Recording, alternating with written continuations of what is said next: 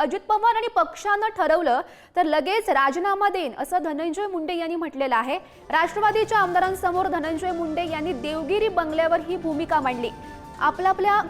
आपल्याबाबत काय करायचं याचा निर्णय अजित पवार घेतील असंही त्यांनी स्पष्ट केलंय। दमानिया यांनी दिलेली कागदपत्र मुख्यमंत्र्यांकडे दिलेली आहेत अशी ही माहिती अजित पवार यांनी दिलेली होती। बीड प्रकरणात आरोपानंतर राष्ट्रवादीच्या आमदारांसमोर धनंजय मुंडे यांनी ही स्वतःची बाजू मांडली आहे। काही जणांच्या वैयक्तिक रागातून हे आरोप होत आहेत असं सुद्धा धनंजय मुंडे यांनी म्हटलं।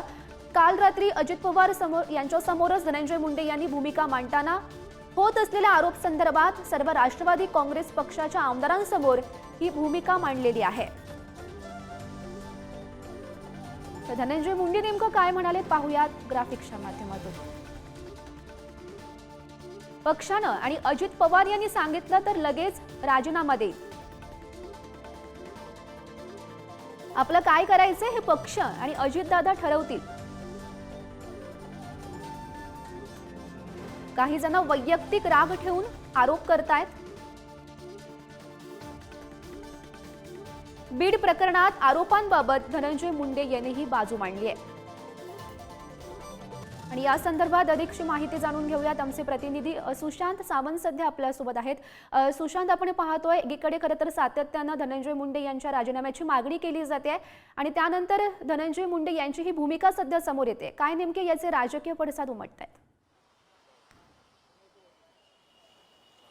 अगदी खरं आहे गौरी, आपण जर बघितलं असेल तर धनंजय मुंडे यांच्या राजीनाम्याची मागणी जी आहे ती सातत्याने होते। सामाजिक कार्यकर्ते अंजली दमानिया असतील आणि भाजपचे आमदार सुरेश धस त्यांच्या राजीनाम्याची खऱ्या अर्थानं मागणी करताना आपल्याला पाहायला मिळते। काल अजित पवार यांच्या देवगिरी या निवासस्थानी राष्ट्रवादीच्या सर्व आमदारांची एक बैठक होती। दर आठवड्याला खरं तर अजित पवार यांच्या निवासस्थानी बैठक होते। त्या बैठकीत धनंजय मुंडे यांच्या राजीनाम्याबाबत देखील चर्चा झाल्याची आपल्याला माहिती मिळते। काही जण आपल्याला जाणीवपूर्वक टार्गेट करतायत, पूर्ववैमनस्यातून आपल्या राजीनाम्याची मागणी करतात असं धनंजय मुंडे यांनी सांगितलंय। तर जर अजित पवार आणि पक्षाने जर माझा राजीनामा स्वतःहून घेतला तर मी तो देईन असं देखील ते म्हणालेत। आपण जर पाहिलं असेल तर संपूर्ण प्रकरण जे आहे ते सध्या चर्चेत आहे। आज खरं तर धनंजय मुंडे दिल्लीत जाणार आहेत। दिल्लीश्वरांशी ते काय बोलतायत ते देखील पाहणं तितकंच महत्त्वाचं ठरणार आहे। मात्र संतोष देशमुख हत्या प्रकरणानंतर वाल्मिक कराडला अटक झाल्यानंतर खरं तर धनंजय मुंडे यांच्या राजीनाम्याची मागणी जोर धरू लागली होती।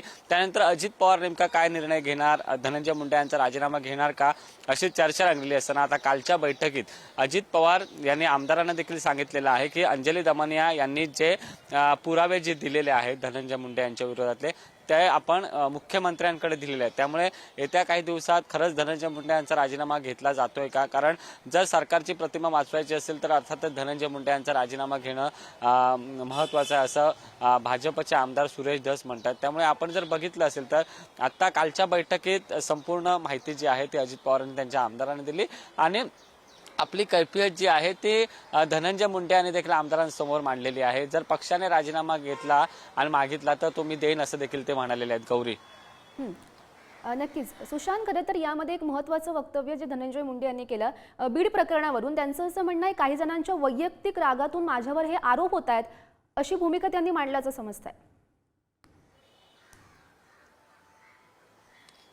गौरी, आपण जर बघितलं असेल तर धनंजय मुंडे यांनी याआधी देखील सांगितलं होतं की काही जण वैयक्तिक रागातून माझ्यावर आरोप आणि टीका करतायत आणि अर्थातच आपण जर बघितलं असेल तर त्यांचा रोष जो आहे तो सामाजिक कार्यकर्ते अंजली दमानिया असतील आणि सुरेश धस यांच्यावर आहे। त्याचं मुख्य कारण म्हणजे